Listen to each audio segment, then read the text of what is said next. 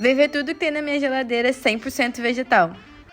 Logo de cara vai ter uma variedade de vegetais fresquinhos e orgânicos. Aí tem cenoura, tomate, manga, berinjela. Já na prateleira de baixo tem cogumelo, alface, batata doce, beterraba, chuchu. No gavetão tem melão, abóbora, repolho, abobrinha, cebola, limão, mamão, bastante tofu, que é uma fonte de proteína maravilhosa. Temos cúrcuma, tomilho fresco, pêssego orgânico, pera, salsinha, leite vegetal e muitas outras coisas.